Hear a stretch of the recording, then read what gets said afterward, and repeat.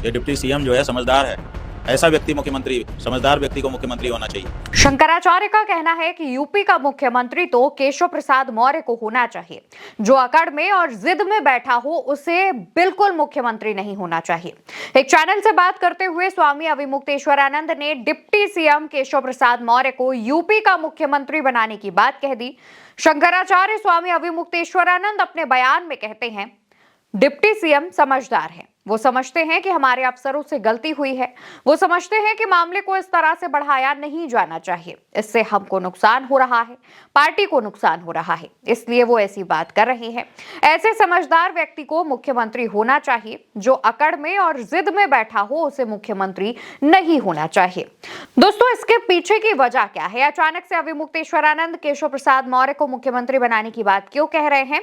इसको आप बीते दिनों की खबरों से समझ गए होंगे। उल्टा चश्मा यूसी ने आपको बताया था कि कैसे मुख्यमंत्री योगी आदित्यनाथ ने अविमुक्तेश्वरानंद का नाम लिए बिना उन्हें राक्षस कालनेमी बताया था और उससे उनकी तुलना की थी। इसके बाद केशव प्रसाद मौर्य का भी एक बयान चर्चाओं में रहा था, जिसमें केशव प्रसाद मौर्य स्वामी अविमुक्तेश्वरानंद के चरणों में प्रणाम करने की बात कहते हैं और साथ ही साथ वो ये कहते हैं कि जिसने भी शंकराचार्य का अपमान किया है उस पर कार्रवाई की जाएगी। और वो शंकराचार्य को सम्मान देने के साथ साथ ये भी कहते हैं कि हम चाहेंगे कि स्वामी जी जो हैं वो अपना गुस्सा छोड़कर स्नान करने जाएं। केशव प्रसाद मौर्य एक तरफ शंकराचार्य अविमुक्तेश्वरानंद को शंकराचार्य मान रहे हैं, उनको बकायदा आदर सम्मान दे रहे हैं, और दूसरी तरफ प्रदेश का मुखिया मुख्यमंत्री योगी आदित्यनाथ उन्हें कालनेमी बता रहे हैं। केशव प्रसाद मौर्य के इस बयान की चर्चाएं होने लगी।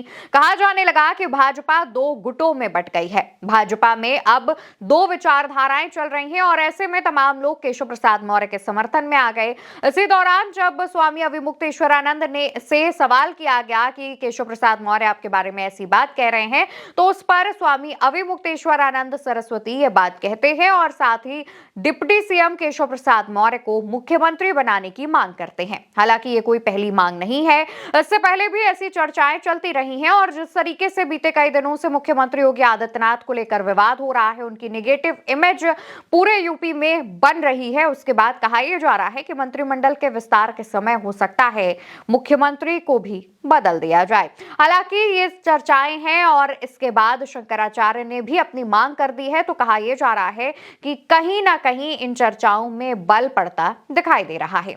वहीं अगर हम बात करें तो केशव प्रसाद मौर्य से जुड़े हुए तमाम बयानों की, तो दैनिक भास्कर ने अविमुक्तेश्वरानंद का एक इंटरव्यू किया। उसमें सवाल पूछा कि केशव मौर्य ने आपसे कहा कि स्नान करके मामले को विराम दे, तो उस पर अविमुक्तेश्वरानंद जवाब देते हुए कहते हैं कि ये वो वाली बीजेपी है जो शुरू में आई थी कि हम हिंदुओं के लिए काम करेंगे। केशव प्रसाद मौर्य ने उसी बीजेपी की प्रारंभिक भावना का प्रदर्शन किया जो स्वागत योग्य है। वो केशव प्रसाद मौर्य की तारीफ करते हैं और वो ये भी कहते हैं कि इसी बीजेपी को लोगों ने अपनाया था। ये वाली बीजेपी जो अब आ गई है, हम जो चाहेंगे वो करेंगे, कोई कुछ भी कहे हम सुनेंगे ही नहीं, ये वाली बीजेपी लोगों को स्वीकार भी नहीं है। तो स्वामी अविमुक्तेश्वरानंद जनता तक ये मैसेज कन्वे करने की कोशिश कर रहे हैं कि जिस वक्त भारतीय जनता पार्टी पर लोगों ने भरोसा जताया था, जिस वक्त उन्होंने भरोसा जताया था, उस वक्त भाजपा हिंदुओं के लिए काम करती थी। लेकिन अब के समय में भाजपा में कई ऐसे लोग हैं जो ये सोचते हैं कि वो जो चाहेंगे वो करेंगे, कोई कुछ बोलने वाला नहीं है। ऐसी भाजपा को हम नहीं चुनेंगे और ऐसी भाजपा को जनता भी नकार देगी।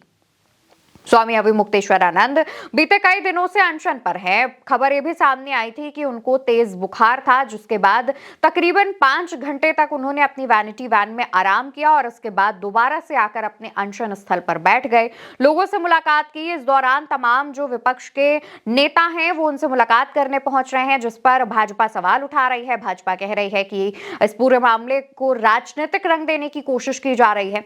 जब इस सवाल का जवाब अविमुक्तेश्वरानंद से पूछा गया तो उन्होंने बातचीत में कहा कि अगर विपक्ष के नेता हम तक आ रहे हैं तो भाजपा के नेता क्यों नहीं आ रहे हैं? क्या भाजपा के नेता को किसी तरीके की मनाही है? वो भी आए और ससम्मान अपने प्रशासन से कहकर हमें स्नान कराएं और हम अपना ये अनशन छोड़ देंगे और हम अपना हट भी त्याग देंगे। इस तरीके की बात स्वामी अविमुक्तेश्वरानंद कर रहे हैं और साथ ही साथ वो इस पर भी बात कर रहे हैं कि अगर विराम का सवाल रहा तो प्रशासन को वो देना है। अभी मुक्तेश्वरानंद का कहना है कि शुरू उन्होंने किया है, हमने नहीं किया, और जो शुरू करता है वही अंत करता है। शंकराचार्य पूरी तरीके से इस मोड में है कि जब तक उनसे ससम्मान प्रशासन उन्हें स्नान नहीं कराता तब तक वो स्नान नहीं करेंगे। और बताते चले कि मौनी अमावस्या से शुरू हुआ ये विवाद अब तक चल रहा है। बसंत का स्नान भी स्वामी अभिमुक्तेश्वरानंद नहीं कर पाए हैं। इसको लेकर के उन्होंने प्रशासन से मांग भी की थी, खुद मुख्यमंत्री योगी आदित्यनाथ से गुहार लगाई थी, लेकिन वैसा कुछ नहीं हुआ। फिलहाल उत्तर प्रदेश की सरकार और प्रशासन और अभिमुक्तेश्वरानंद के बीच विवाद थमने का नाम नहीं ले रहा है।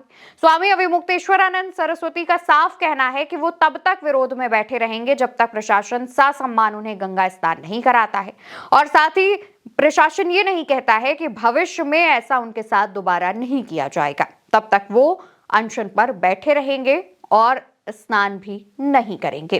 देखने वाली बात यह होगी कि आखिर उत्तर प्रदेश का प्रशासन और उत्तर प्रदेश की सरकार स्वामी अभिमुक्तेश्वरानंद को मनाती है या नहीं। लेकिन अभिमुक्तेश्वरानंद सरस्वती ने केशव प्रसाद मौर्य को जो डिप्टी सीएम से सीएम बनाने की बात कह दी है, अब उसकी चर्चाएं चारों तरफ हो रही हैं। आपको क्या लगता है, केशव प्रसाद मौर्य को प्रमोशन देना चाहिए, केशव प्रसाद मौर्य को मुख्यमंत्री की कुर्सी मिलनी चाहिए या नहीं मिलनी चाहिए? इसका जवाब आप कमेंट सेक्शन में दीजिएगा और चैनल को याद से सब्सक्राइब कीजिएगा। नमस्कार।